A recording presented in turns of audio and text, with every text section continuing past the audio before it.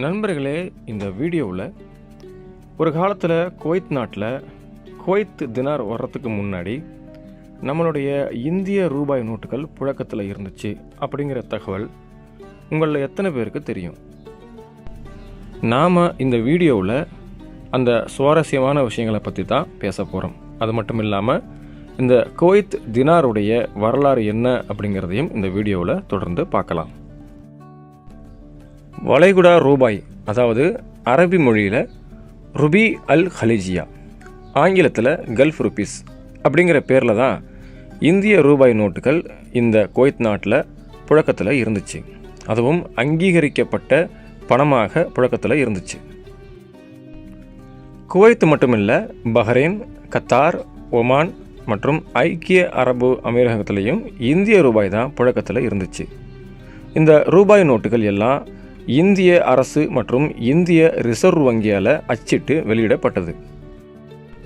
அதே நேரத்தில் இந்த ரூபாய் நோட்டுகளில் ஒரு சின்ன வித்தியாசம் இருக்கும். அதாவது இந்திய அரசாங்கத்தால் இந்தியாவுக்காக வெளியிடப்பட்ட ரூபாய் தாளுக்கும் அரபு நாடுகளுக்காக வெளியிடப்பட்ட ரூபாய் தாளுக்கும் ஒரு சின்ன வித்தியாசம் என்னென்னா, அதோடைய சீரியல் நம்பரில் முதல் எழுத்து ஆங்கில எழுத்தான இசட் அப்படிங்கிற எழுத்தில் தொடங்கும். மற்றபடி இந்தியாவில் இந்தியர்களுக்காக வெளியிடப்பட்ட ரூபாய் போலத்தான் இதனுடைய வடிவமைப்பும் இருக்கும். 1, 5, 10 மற்றும் 100 ரூபாய் நோட்டுகள் தான் இந்த அரபு நாடுகளுக்காக இந்திய அரசால் வெளியிடப்பட்டிருந்துச்சு. 1959 1966 வரைக்குமே இந்திய ரூபாய் தான் இங்கே உள்ள ஒரு சில அரபு நாடுகளில் அதிகாரப்பூர்வ நாணயமாக புழக்கத்தில் இருந்துச்சு. 1960களின் பிற்பகுதியில் இந்த ரூபாய் மதிப்பை வச்சு அதிக அளவிலான கடத்தல் தொழில்கள் நடைபெற்றதாக இந்திய அரசு குற்றம் சாட்டினது. குறிப்பாக அரபு நாடுகளிலிருந்து தங்கம் கடத்துபவர்கள் இந்த ரூபாய் ஒற்றுமையை பயன்படுத்தி பல மோசடிகளில் ஈடுபட்டாங்க. இதன் காரணமாக இந்திய ரிசர்வ் வங்கியில் இருந்த வெளிநாட்டு பண கையிருப்பு கடுமையாக வீழ்ச்சி அடைஞ்சிருச்சு. அது மட்டும் இல்லாமல் இந்திய அரசுக்கு பெரிய அளவில் பொருளாதார இழப்பும் ஏற்பட்டுருச்சு. இதனால் 1966 ஜூன் 6 இந்திய ரூபாய்க்கு நிகரான வளைகுடா ரூபாயோட மதிப்பை இந்திய அரசு குறைச்சிருச்சு. இந்தியாவோட இந்த பண மதிப்பிழப்பு நடவடிக்கையால் வளைகுடா நாடுகள் உடனடியாக தங்களுக்கான சொந்த நாணயங்களை அச்சிடுவதற்கு யோசிக்க ஆரம்பிச்சிருச்சு. அதே நேரத்தில் குவைத் நாடானது ஏற்கனவே, அதாவது 1961 குவைத் தினாரை அறிமுகப்படுத்தி இருந்தது. அப்போது குவைத் தினாருடைய மதிப்பும் இந்திய ரூபாயோட மதிப்பும் சமமாக இருந்துச்சு. அதாவது குவைத்துடைய ஒரு தினார் அப்படிங்கிறது இந்திய ரூபாய்க்கும் ஒரு ரூபாய்க்கு சமமாக இருந்துச்சு. அது மட்டும் இல்லாமல் ஒரு சில ஆண்டுகளுக்கு குவைத் தினாரும் புழக்கத்தில் இருந்துச்சு. அதே நேரத்தில் இந்திய ரூபாயும் இங்கே புழக்கத்தில் இருந்துச்சு. காலப்போக்கில் குவைத்துடைய தினாருடைய மதிப்பு பல்வேறு காரணங்களால் நிலையானதாகவும் வலிமை மிக்கதாகவும் மாறிப்போச்சு. அதே போல் இந்திய ரூபாயும் வெளியேறி போயிருச்சு. அது மாதிரியே மற்ற அரபு நாடுகளான பஹ்ரைன் மற்றும் கத்தார் போன்றவை 1965 ஓமன் 1970 தங்களுக்கான நாணயங்களை வெளியிட்டு இந்திய ரூபாயை நீக்கிட்டாங்க. ஐக்கிய அரபு அமீரகம் 1973 வரைக்குமே இந்திய நாணயங்களை தான் பயன்படுத்துச்சு. 1973 தான் தங்களுக்கான திர்ஹம் அப்படிங்கிற புதிய நாணயத்தை ஏற்றுக்கொண்டது. இதுதான் குவைத்தில் ஒரு காலத்தில் இந்திய ரூபாய் புழக்கத்தில் இருந்துச்சு அப்படிங்கிற வரலாறு. சரி, இப்போ நாம் அடுத்ததாக குவைத் தினாருடைய வரலாறையும் பார்க்கலாம். 1960 முதன்முறையாக குவைத் நாடு தங்களுக்கான தனி நாணயத்தை உருவாக்க வேண்டும் அப்படின்னு முடிவெடுத்தது. அதன்படி குவைத் நாணய வாரியம் அப்படிங்கிற ஒரு அமைப்பு உருவாக்கப்பட்டது. அந்த நாணய வாரியத்தின் மூலமாக 1961 குவைத் தினார் வெளியிடப்பட்டது. முதலாவதாக கால் தினார், அரை தினார், 1 தினார், 5 தினார் மற்றும் 10 தினார் நோட்டுகள் தான் முதல்ல வெளியிடப்பட்டது. ஒரு 8 ஆண்டுகளுக்கு பிறகு குவைத் நாணய வாரியம் கலைக்கப்பட்டு குவைத் மத்திய வங்கி, அதாவது சிபிகே எனப்படும் சென்ட்ரல் பேங்க் ஆஃப் குவைத் உருவாக்கப்பட்டது. ஆனாலும் முதல்ல வெளியிடப்பட்ட நாணயங்கள் தொடர்ந்து புழக்கத்தில் இருந்து கொண்டே இருந்துச்சு. பின்னர் 1970 நவம்பரில் கால் தினார், அரை தினார் மற்றும் 10 தினார் நோட்டுகள் மட்டும் மாற்றப்பட்டது. அதைத் தொடர்ந்து 1971 ஏப்ரலில் 1 தினார் மற்றும் 5 தினார் நோட்டுகளும் மாற்றப்பட்டது. 1980ஆம் ஆண்டு மறைந்த அமீர் ஷேக் ஜாபர் அல் அகமது அல் சபா அவர்கள் மன்னராக இருந்த அந்த காலகட்டத்தில் அவர்களால் புதிய கால் தினார், அரை தினார், 1, 5 மற்றும் 10 தினார் நோட்டுகள் அறிமுகப்படுத்தது.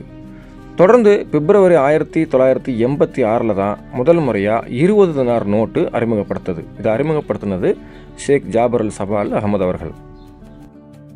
அதன் பிறகு ஒரு சில ஆண்டுகள்லேயே, அதாவது 1990 ஈராக் நாடு குவைத்தை ஆக்கிரமிச்சது. அந்த காலகட்டத்தில் இப்போது போலவே குவைத்து தினாருடைய மதிப்பு உச்சத்தில் இருந்துச்சு. அதனால் ஈராக்குடைய ஆக்கிரமிப்பு படையினர், இராணுவ வீரர்கள் கோடிக்கணக்கான குவைத்து தினார் நோட்டுகளை கொள்ளையடிச்சுக்கிட்டு போயிட்டாங்க. மூட்டையாக தினார் நோட்டுகளை ஈராக்குக்கு அள்ளிக்கிட்டு போனதுனால பல்வேறு சட்ட சிக்கல்களும் குழப்பங்களும் சர்வதேச அளவில் உருவாகிருச்சு. இதனால் 1991 இந்த குவைத்து தினார்கள் அனைத்தும் செல்லாது அப்படின்னு அறிவிக்கப்பட்டது. அது மட்டும் இல்லாமல் உடனடியாக புதிய தினார் நோட்டுகளும் அறிமுகப்படுத்துச்சு. மீண்டும் 1994 5வது முறையாக புதிய குவைத்து தினார் அறிமுகப்படுத்துச்சு. இந்த முறை தினார் தாள்களில் நிறைய மாற்றங்கள், உயர் தொழில்நுட்ப பாதுகாப்பு அம்சங்களையும் உள்ளடக்கியதாக இருந்துச்சு. நான் முதன்முறையாக குவைத்துக்கு வந்தபோது 2002 இந்த தினார் நோட்டுகள் தான் புழக்கத்தில் இருந்துச்சு. என்னுடைய முதல் சம்பளமும் இந்த தினார் நோட்டுகளில் தான் வாங்கினேன். கடைசியாக 6வது முறையாக தற்போது நாம் பயன்படுத்திக்கிட்டு இருக்கிற தினார் தாள்கள் 2014 ஜூன் மாதம் வெளியிடப்பட்டது. பழைய நோட்டுகளை கொடுத்து புதிய நோட்டுகளை பெறுவதற்காக மட்டும் ஏறக்குறைய 1.25 வருடம் கால அவகாசமும் வழங்கப்பட்டது.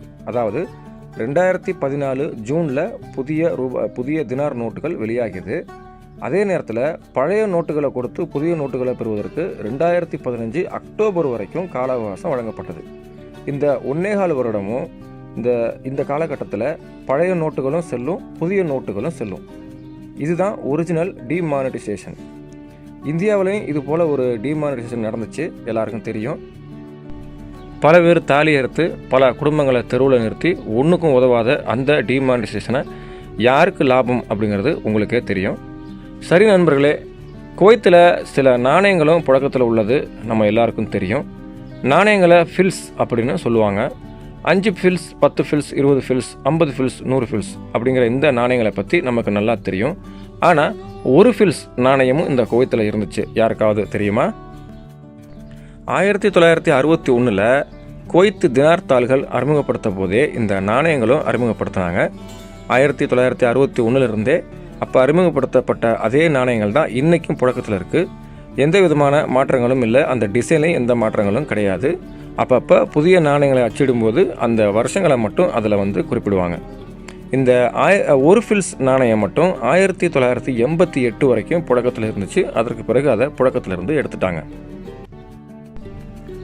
நண்பர்களே, இந்த வீடியோ மூலியமாக குவைத்து தினாருடைய வரலாறை ஓரளவு தெரிஞ்சிருப்பீங்க. இந்த வீடியோ உங்களுக்கு பிடிச்சிருந்தா லைக் பண்ணுங்கள், ஷேர் பண்ணுங்கள். அது மட்டும் இல்லை, இந்த சேனலை நீங்கள் இது வரைக்கும் சப்ஸ்கிரைப் பண்ணலன்னா சப்ஸ்கிரைப் பண்ணிக்கங்க. ஒவ்வொரு நாளும் பல்வேறு புதிய செய்திகளை தெளிவாகவும் தரமாகவும் நம்ம சேனலில் தொடர்ந்து கொடுத்துக்கிட்டே இருக்கிறோம். அது மட்டும் இல்லாமல் இந்த மாதிரியான பல அரிய தகவல்களையும் தொகுத்து கொடுத்துக்கிட்டே இருக்கிறோம். இதே மாதிரி மீண்டும் ஒரு முக்கியமான தகவலோடு சந்திப்போம். நன்றி. அஸ்ஸலாமு அலைக்கும்.